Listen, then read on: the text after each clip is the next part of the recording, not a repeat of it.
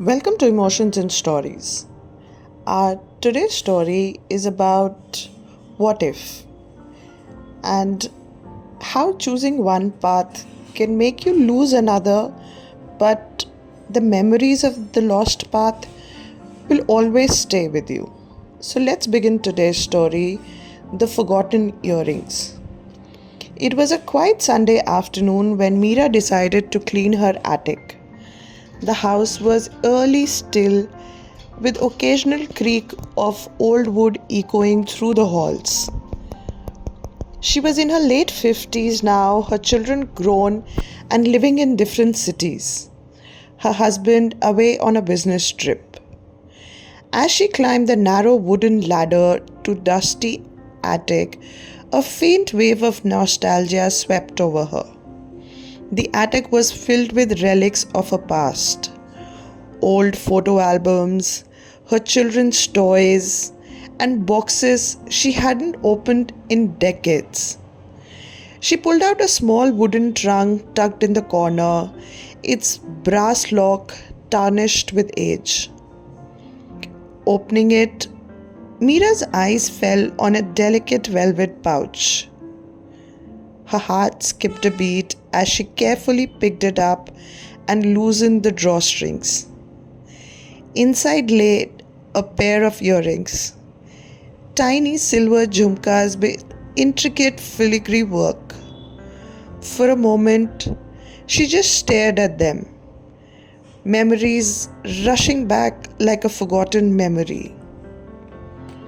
30 years ago, Meera was a bright-eyed college student in Delhi, full of dreams and ambition. Among her classmates was Ravi, a quiet, unassuming boy with a penchant for sketching. He wasn't the type to stand out in a crowd, but there was something about him that intrigued her.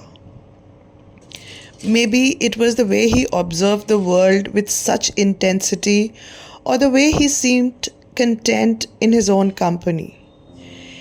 Ravi and Meera had met during a group project. While she was confident and articulate, Ravi preferred to stay in the background, contributing with his sketches and ideas.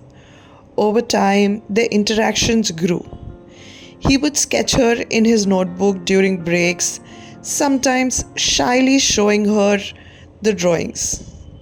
"You've got quite the talent," Meera had said once, admiring a pencil sketch of her laughing. "Well, you inspire it," Ravi had replied softly, his eyes meeting hers. Meera had laughed it off, but a warmth had spread through her chest. Ravi wasn't like the other boys who flirted openly or sought attention. He was genuine, his feelings unspoken yet evident in a way he looked at her. It was during their final year of college that Ravi gave her the earrings. They had gone on a college trip to Jaipur, exploring the bustling bazaars and historic forts. As the group wandered through a crowded market, Ravi had lingered behind, quietly purchasing the silver jhumkas from an old artisan. That evening, as they sat by the hotel's garden, Ravi handed Meera a small velvet pouch. "For you," he had said, his voice barely above a whisper. Meera opened it, her eyes widening at the sight of the earrings. "Ravi, these are beautiful," she had said, touched. I saw them and thought they would suit you," he replied, his gaze steady yet vulnerable. Meera hesitated for a moment before slipping them into her ears. "So, how do I look?" "Perfect," Ravi had said simply, a soft smile spreading across his face. Not long after, Ravi confessed his feelings. They were sitting under a large banyan tree on the campus, their usual spot. "Meera, I need to tell you something," Ravi began, his voice trembling slightly. I think I've loved you from the moment I saw you. I know you have big dreams, and maybe I don't fit into them, but I just wanted you to know. Meera had been caught off guard. She liked Ravi, but her dreams of pursuing higher studies abroad and building a career seemed incompatible with the quiet life Ravi envisioned. She didn't know how to respond.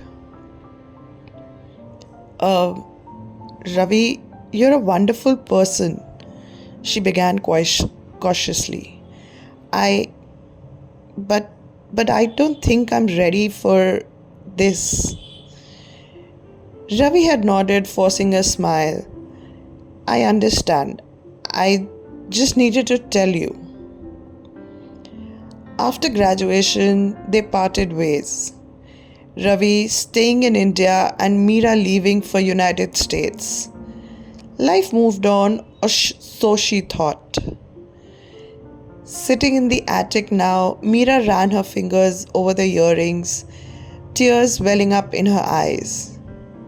She thought about Ravi, his gentle nature, his quiet devotion, and the way he had always put her happiness before his own. She had kept the earrings all these years, though she had never worn them again. Life had taken her down a different path, one filled with achievements, a loving family, and countless moments of joy. But it wasn't without its regrets. What if she had said yes? What if she had chosen Ravi instead of chasing a future she wasn't entirely sure she had wanted? Would she have been happier? Meera closed her eyes, picturing Ravi's face. She wondered where he was now, whether he had found someone who appreciated him the way she hadn't. A part of her hoped he had. As she sat lost in thoughts, her phone buzzed beside her. It was an unknown number. Hesitating for a moment, she answered. Hello? Meera? A familiar voice said, tentative yet unmistakable. Her breath caught. Ravi? There was a pause before he spoke again. I wasn't sure this was still your number. How did you find me? Asked Meera, her voice trembling. A mutual friend mentioned you were back in Delhi. I just thought I would check in. They talked for hours, reminiscing about their college days and catching up on their lives they had built. Ravi was now an artist, his sketches admired by many, and he had remained in Jaipur. He mentioned a wife, children, and a life he was content with. As they spoke, Meera felt a bittersweet ache. It was clear Ravi had moved on, yet he had remembered her enough to reach out. When the call ended, she stared at the earrings in her hands, a smile tugging at her lips. That night, Meera placed the earrings next to her bed in the drawer. Her heart lighter yet full. Love wasn't always about endings or beginnings, she realized. Sometimes it was about moments in between.